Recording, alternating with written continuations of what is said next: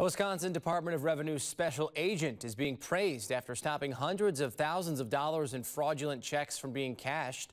Special Agent Michael Austin traveled to Tennessee after bank employees reported a man deposited just under $900,000 in unclaimed property checks.